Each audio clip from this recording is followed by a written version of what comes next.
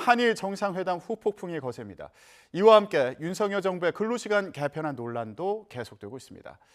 이 두 가지 이슈가 맞물려서 대통령 지지율에도 영향을 미쳤다는 분석이 나오고 있는데요. 오늘의 정치권 소식 임경빈 시사평론가와 함께 짚어보겠습니다. 안녕하십니까? 안녕하세요. 예, 본격적인 얘기 시작하기 전에 첫 번째 키워드 먼저 보고 오겠습니다. 보여주시죠. 네, 첫 번째 키워드입니다. 일본 언론 왜곡 보도. 예, 자 정상회담, 한일 정상회담이 지난주에 끝났는데 지금 관련돼서 후폭풍이 계속되고 있는 상황입니다. 네. 일본 언론 보도를 보면 기시다 총리가 독도 문제, 위안부 문제를 거론했다. 그리고 여기에 더해서 후쿠시마 수산물 수입 재개를 거론했다. 이런 보도가 나오고 있는데 일단 대통령실에서는 위안부 독도 논의는 없었다. 그리고 후쿠시마 수산물 수입 문제와 관련해서는 요거는 공개할 수 없다. 네. 예, 이런 입장입니다. 이거 어떻게 봐야 됩니까? 논의는 없었다 하고 공개할 수 없다를 일단 갈라봐야 될 것 같은데 후쿠시마 수산물 문제는 대통령실에서도 적극적으로 부정하기 좀 어려운 게 애초에 사실상 공개된 거나 마찬가지였습니다. 그러니까 한일 의원연맹 소속의 일본 측 의원들하고 만났을 때도 그쪽 의원들이 이미 문제 제기를 했었기 때문에 예. 대통령실 입장에서 그런 얘기는 없었다라고 얘기하는 게 이제 실익이 없기 때문에 거기에 대해서는 구체적인 내용을 밝히지 않는 쪽으로 좀 방향을 잡은 것 같고요. 일단은 이제 독도 문제하고 위안부 문제 같은 경우는 워낙에 국민 여론이 예민한 문제이기도 하지만 지금 박진 외교부 장관이나 혹은 국가안보실의 이제 김태효 1차장이 언론 인터뷰한 내용을 보면 예. 우리 이제 YTN 나와서도 김태효 차장이 그런 얘기를 했습니다만 본인의 기억에는 그런 얘기를 한 기억이 없다라는 거였고 예. 박진 장관 같은 경우는 공식 의제가 아니었다라는 거거든요. 그러면 이제 그 두 개의 이 말을 조합을 해보면 예. 공식 회담의 의제로 다뤄지지는 않았지만 혹시나 소위 이제 오므라이스 만찬이라고 했었던 예. 양 정상만 있었던 그리고 통역만 대동했던 그 자리에서 기시다 총리가 일방적으로 거론했을 가능성. 근데 그거에 대해서는 확인하기도 어렵지만 예. 어떻게 됐다라고 밝히기도 사실 좀 곤란한 내용이거든요. 이건 어떻게 보면 일본 정부 측에서 일본 언론을 상대로 해가지고 일종의 언론 플레이를 하고 있는 거기 때문에 예. 우리 정부도 좀 어떻게 보면 상당히 좀 곤란한 상황에 처해 있다. 다만 그럼 우리 정부가 지금 제대로 대응을 하고 있느냐에 대해서는 조금 짚어볼 필요가 있습니다. 어제 밝힌 내용도 보면 왜곡 보도를 삼가달라.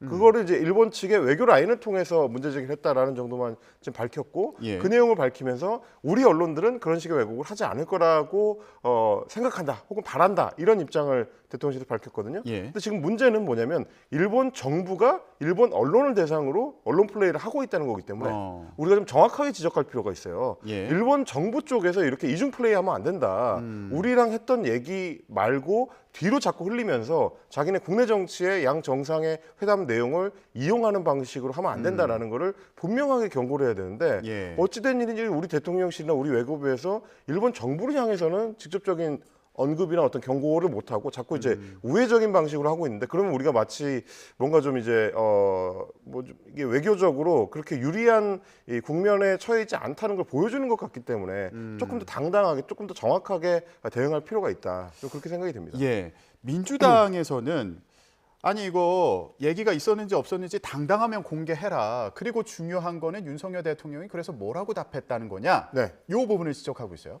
사실 이제 야당에서는 당연히 그럴 수밖에 없죠.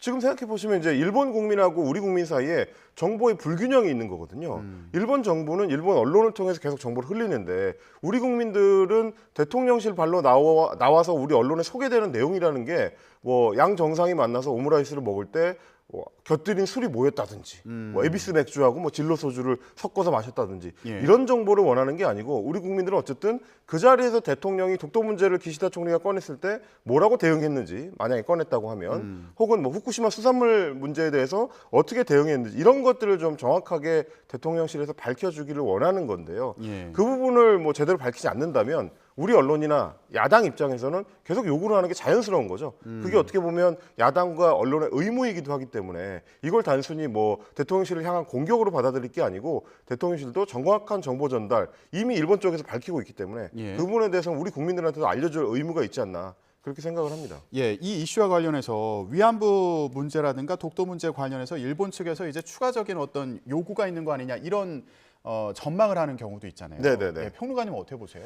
그러니까 이거는 뭐 앞으로 어떻게 보면 예고를 하고 있다라고 볼 수 있을 것 같아요. 우리 정부나 우리 대통령은 계속해서 강조해왔던 게 우리가 호의로 대하면 우리가 대승적으로 일본을 대할 경우에는 일본 사람들도 마찬가지로 마음을 열고 대승적으로 결단을 할 것이다. 더 우리한테 양보할 수 있는 것들을 내놓을 가능성이 있다. 예. 앞으로를 기대해 봐야 된다라고 얘기하지만 지금 일본 정치권에서 나오는 얘기들은 그거하고는 좀 상반된 상황이라고 볼 수 있겠습니다. 일단은 우리 대통령이 일본을 떠나지도 않았는데 그때부터 언론 플레이를 통해서 뒤통수를 쳤다고 일단 할 수 있을 것 같고 예. 그리고 어제도 이제 KBS에서 단독 보도한 내용 중에 이런 게 있습니다. 일본의 이제 외국인 특파원 협회하고 일본 그 국회의원이 이제 기자 간담회를 했는데 여기에 이제 자민당 내에서 외교분과를 담당하고 있는 이 마스가와 루이 의원이 참석을 해서 했었던 얘기가 강제동원 문제는 한국이 스스로 해결할 국내 문제다. 한국의 국내 문제다. 라고 이야기를 했고 예. 일본 측에서 더 이상 사죄할 필요가 없다. 식민 지배에 대해서도 사죄할 필요가 없다는 입장을 아베 전 총리가 밝혔었고 지금 기시다 총리 내각도 그 입장을 계승하고 있다. 이런 식의 이야기를 했단 말이죠. 예. 그러면 앞으로 우리가 아무리 열심히 일본 측에 설명을 하고 우리가 대승적인 결단을 한다고 하더라도 일본 측에서는 자기네 입장을 양보할 의도가 없다는 거를 내외에 사실상 밝히고 있는 거기 때문에 예. 과연 지금의 전략이 좀 적절한 거냐, 혹은 일본의 어떤 변화를 이끌어낼 수 있는 방향으로 우리가 가고 있는 거냐, 이걸 다시 한번 생각해 볼 필요가 있습니다. 예. 대통령실 입장에서는 일단 미래를 위한 첫 발을 뗀 거다 이런 취지로 이제 얘기를 하고 있잖아요. 네. 예, 이런 상황에서 지금 만약에 뭐 이런 독도 문제라든가 위안부 문제와 관련해서 좀 공방이 격해지면 이거 한일 정상회담의 성과가 평가절하되는 거 아닌가 이런 우려를 할 수도 있을 것 같아요. 근데 이제 우리 입장에서는 좀 중장기적인 전망을 놓고 볼 때는 일본 상황에 대해서도 좀 정확하게 분석할 필요가 있어요. 뭐 김태효 차장 같은 경우는 4월에 일본에 지방선거가 있기 때문에 기시다 총리가 좀 적극적으로 나오기 어려운 상황이 있었다라고 설명하지만 그건 뭐 물론 맞는 말이긴 합니다만 반쪽짜리 설명인 것이 기시다 내각 자체가 애초에 자민당 내 집권 자민당 내에서도 소수파예요. 그러니까 아베파가 절대 다수를 차지하고 있고 예. 뭐 기시다파는 최소 뭐 한 3위, 4위 정도의 아주 소수파 정권이기 때문에 애초에 제가 좀 전에 말씀드렸던 뭐 마스가와 루이 의원이 소속돼 있는 아베파의 심기를 거슬러서 전향적인 입장을 밝히기는 사실상 어렵거든요. 예. 그러면 지금의 입장에서 크게 발전된 내용을 뭐 일본 기시다 총리 내각에서 밝히기 어려울 것이다라고 생각을 해보면 앞으로는 계속해서 난관만 기다리고 있다고 오히려 생각할 수가 있습니다. 예. 곧 다가올 뭐 8.15 광복절을 전후한 시기에 과연 일본 내각에서 이제 뭐 야스쿠니 신사에 대한 장관들의 참배라든지 총리가 공무를 보낸다든지 이런 걸 과연 피할 수 있을까? 예. 이런 것만 생각하더라도 지금 여론을 달래는 데에 우리 대통령실에서 집중할 게 아니고 중장기적으로 과연 일본하고 어떤 식으로 접근을 해야 우리가 실익을 챙길 수 있을지 그걸 더 고민해야 되는 상황이 아닌가? 저는 좀 그렇게 보여집니다. 예. 일본의 의도를 정확하게 분석을 하고 앞으로 대응책을 마련하는 게 중요하다. 예, 이런 그렇습니다. 취지의 말씀해 주셨고요. 앞으로 좋아질 것이다라고 당장 국민들을 달래봐야 결국 시간이 오면 그 수표에 대해서는 결제를 해야 되거든요. 예. 그때 과연 할 말이 있을 것인지를 생각을 해봐야 됩니다. 알겠습니다. 자, 이 이슈와 더불어서 다음 이슈도 지금 논란입니다. 다음 키워드 보여주시죠. 가이드라인인가 아닌가? 예, 이게 어제 좀 헷갈렸습니다. 네. 자, 일주일에 최대 69시간까지 일할 수 있도록 하는 근무 시간 개편안과 관련해서 이제 논란인 상황이었는데 윤석열 대통령이 앞서 이런 얘기를 했어요. 연장 근로 하더라도 주 60시간 이상은 무리라는 인식을 갖고 있다. 이렇게 네. 말한 것으로 전해졌는데 대통령실에서 이런 얘기가 나왔습니다. 주 60시간 이상 근무도 가능하다. 그리고 윤석열 대통령이 가이드라인을 준 건 아니었다. 예, 이게 좀 헷갈린다는 거예요. 그래서 어떻게 하겠다는 거냐? 네, 아마 이제 국민분들도 많이 헷갈리실 거고 저도 그랬고 왜 이랬다가 저랬다 하느냐 이것도 이제 문제인데 굉장히 좀 저는 문제적이라고 생각했었던 어제 대통령실 관계자 발언 중에 이런 게 있습니다. 그렇게 일하는 것 자체가 힘들지 않겠냐는 대통령의 개인적인 생각에서 말씀하신 것이다. 예. 이렇게 얘기했어요. 근데 그러면 이 얘기는 뭐냐면 지난번에 저희가 이제 언론을 통해 소개됐던 소위 60시간 이상 일하는 것은 무리다라는 인식은 대통령실의 사회수석 안상훈 사회수석이 나와가지고 기자들 앞에서 직접 발표를 한 내용이거든요. 예. 그러면서 뭐라고 했냐면 적절한 상한 캡을 씌우지 않은 것에 대해서 보완을 지시했다라고 했습니다. 그러니까 보완하라고 했는데 상한 캡을 씌우는 보완을 하라고 했는데 대통령실 관계자는 나와서 그건 가이드라인을 준 게 아니고 대통령의 개인적인 생각을 밝힌 거다라고 해버렸습니다. 예. 그럼 이거는 자칫 보기에 따라서는 마치 대통령실 내부에서 대통령의 지시조차도 별로 무겁게 받아들이지 않는 혹은 사실상 하극상에 가까운 인식들을 공유하고 있는 거 아닌가라는 걱정을 하게 하는 대목이거든요. 예. 이게 단순히 그냥 언론이 따로 취재해가지고 흘러나온 얘기를 보도했던 내용이 아니고 사회수석이 대통령이 한일 정상회담을 위해서 출국하기 직전에 직접 방송에 나와가지고 했었던 그러니까 예. 카메라를 앞에 두고 했었던 발언을 뒤집는 거가 되는 거기 때문에 대통령실 내부에서 과연 의견 정리, 입장 정리 혹은 대통령의 지시사항에 대한 명확한 어떤 가치 판단 같은 것들이 되고 있는 거냐 이런 걱정을 할 수밖에 없는 게 일단 1차적인 문제인 것 같고요. 예. 또 하나 문제는 뭐냐면 그래서 대통령실이나 혹은 정부의 우리 정부의 어떤 입장이 정확하게 뭐냐. 그러니까 지금 어제 대통령실 관계자가 밝힌 내용을 보면 결국은 궁극적으로는 근로시간, 노동시간을 줄이는 데 방점이 있다라고 했습니다. 예. 근데 그거는 그동안 고용노동부에서 추진해왔던 이 개편안 자체가 계속해서 그런 방향이라고 강조해왔던 거에서 크게 달라지지 않는 거거든요. 그러니까 집중적으로 일하는 기간이 있더라도 나중에 오래 쉬게 되면 결국은 전체적으로 노동시간이 줄어든다는 취지였기 때문에 예. 결국 아무것도 바뀐 게 없다는 게 되는 셈이라서 대통령실이 대통령의 입장과 정확하게 의견을 조율해가지고 입장을 확실하게 좀 밝혀줬으면 좋겠다. 예. 근데 이렇게도 생각해 볼 수 있을 것 같아요. 이제 국민의힘에서 김병민 최고위원이랑 또 장해찬 청년 최고위원이 MZ세대 노동조합을 만난다고 하는데 네. 이런 식으로 이제 다방면에서 MZ세대 의견을 또 듣는다는 거 아닙니까? 노동계 네. 의견을 듣는다는 건데 그러니까 이거 60시간이라는 이 숫자에 지금 얽매일 시기는 아직 아니다. 이렇게 판단했을 수도 있잖아요. 그 사실 이제 주말 지나면서 어떻게 보면 대통령실의 입장이 바뀐 건데 그러면 혹시나 이 MZ 노조라고 합니다만 사실상은 이제 새로 고침 노동협의회 사람들을 말하는 거예요. 예. 그쪽은 주로 대기업이나 공공기관의 정규직 사무직 노조 중심으로 돼 있습니다. 한 8천여 명 정도 조직원인데 그쪽의 의견을 들어봤을 때는 기존 방침대로 가도 설득이 가능하겠다라고 혹시 판단한 게 아닌가. 지금 꾸준히 대통령실이나 여권에서 이제 접촉을 하고 있기 때문에 예. 그런 생각을 할 수는 있습니다. 지금 말씀하신 것처럼 이제 김병민 최고위원이나 장해찬 최고위원이 만난다는 것도 좋은 신호의 연장이라고 이제 판단하고 있을 가능성이 있어요. 근데 과연 그분들을 만나는 거, 새로 고침 협의회를 만나는 것만으로 설득이 됐다고 판단할 수 있겠느냐.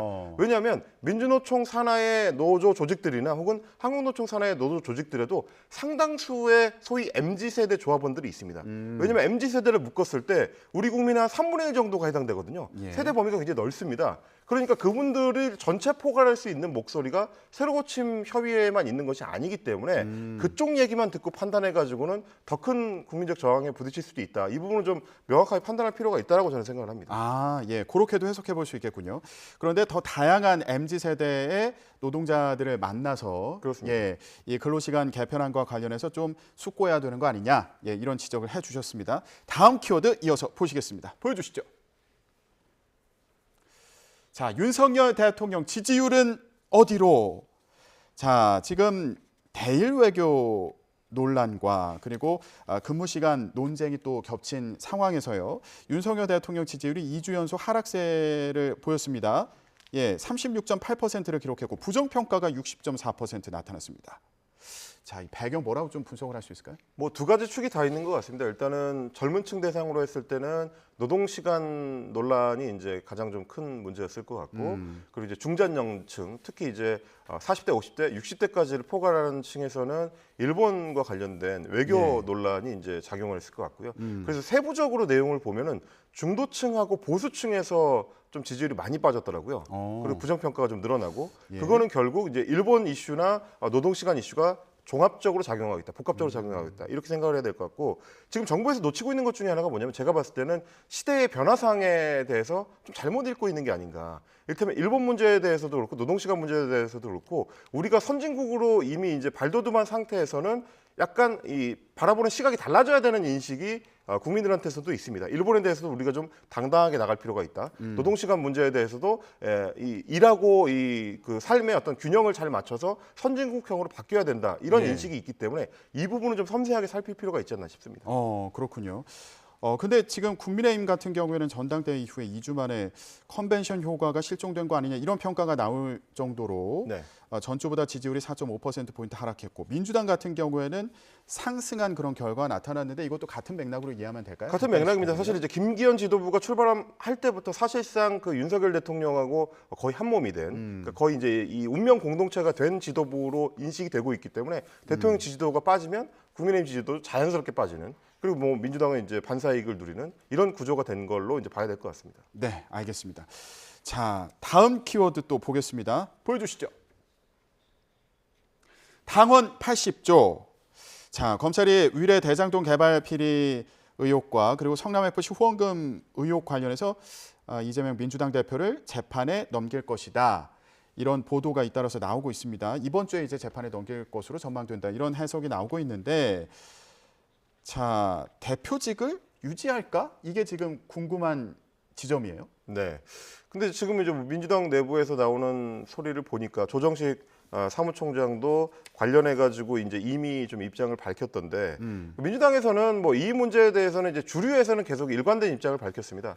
그러니까 지금 검찰의 수사 자체가 이재명 대표를 향해서 사실상 정치 탄압을 하고 있는 쪽에 가깝기 때문에 예. 당헌 80조에 이제 이미 단서 조항을 달아놨듯이 정치 탄압이라고 판단될 경우에는 당무위원회의 결정에 따라서 당헌 80조를 적용하지 않을 수 있다. 그러니까 당직에서 내려와야 되지 않을 수 있다. 이런 정치 조항을 탄압이라고 이제 규정을 하면 그렇습니다. 예외 규정을 적용한다는 거죠. 규정하게 될 텐데 문제는 뭐냐면 이제 당무위의 의장이 당 대표이기 때문에 이재명 대표가 본인의 신상과 관련된 결정을 본인이 하는 양상이 될 수도 있다는 거. 그래서 셀프 구제다 이런 말이 나오는 거예요? 그렇습니다. 물론 이제 그런 논란을 피하기 위해서 이제 의사 결정을 하는 과정에는 대표가 이제 빠져 있을 가능성은 있죠. 그러니까 부의장이 대행을 한다든지 예. 그런 식으로 할 가능성은 있지만 사실 뭐 결과적으로는 이제 마찬가지 결과가 될 거기 때문에 그 논란을 뭐 이제 비명계에서 계속해서 지속적으로 제기를 할 거고, 이 논란이 이제 쉽게 사그라들 문제는 아니다. 이렇게 봐야 될 것 같습니다. 알겠습니다.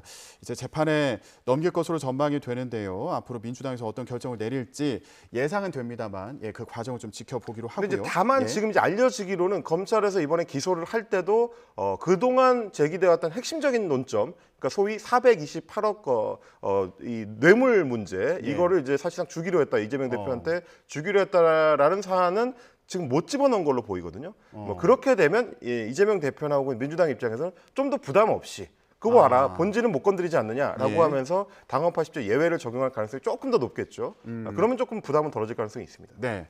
자, 마지막으로요. 이 얘기도 좀 해보겠습니다. 고 노무현 전 대통령 수사 책임자였죠. 이인규 전 대검찰청 중앙수사부장이 회고록을 냈는데 이게 또 논란이 되고 있습니다. 책 내용 자체가 이거 공무상 비밀 누설 아니냐. 그리고 재판 과정에서 이제 확인되지 않은 그 수사 기록을 바탕으로 이렇게 주장을 하는 게 맞느냐, 이런 지적이 나오더라고요. 어떻게 보세요? 뭐 이인규 전 부장이 이제 본인도 직접 밝혔지만 수사 보고 내용을 자기가 옮겨 적어서 그거에 기반해서 이제 책을 썼다라고 얘기하는 걸 보면 아마도 뭐 본인도 법률가 출신이니까 법적으로 문제 안 될 만한 소지 정도로 생각을 해가지고 그런 얘기를 하는 것 같아요. 예. 직접 수사 보고서를 이제 유출해가지고 한 게 아니다라는 입장을 밝히는 것 같고, 또 하나는 이제 문재인 전 대통령이 책을 썼던 내용에 대한 일종의 카운터다. 그러니까 그거에 대한 반박이다라고 이제 이야기를 하고 있는 거라서 그런 어떤 법적인 문제점을 최대한 좀 피하려고 했던 것 같고, 그리고 고소가 들어오게 되면 그거에 대해서 대응을 하겠다라는 입장을 밝히는 걸로 봐서는 어느 정도 검토가 끝나고 얘기하는 거 아닌가 싶은 생각이 있어서요. 결국에는 이게 이제 정치적 논쟁으로 갈 가능성이 크지 법적 쟁점으로 되게 되면 솔직히 말하면 이제 문재인 전 대통령 입장이나 민주당 입장에서도 그렇게 좀 유리할 내용들은 아니거든요. 이게 더 이제 문제가 키워지고 더 많이 이야기될수록 좋을 건 없다. 그래서 아직까지 문재인 전 대통령의 직접적인 입장 표명이 없는 것도 굉장히 좀 고심이 있는 걸로 보이는 내용이라서 그거는 조금 더 이제 시간을 두고 기다려봐야 될 것 같습니다. 네, 알겠습니다. 뭐 혹시 반응이 나오는지 이것도 좀 지켜봐야겠군요. 정치권 이슈 여기까지 얘기 나누겠습니다. 임경빈 시사평론가였습니다. 말씀 고맙습니다. 감사합니다.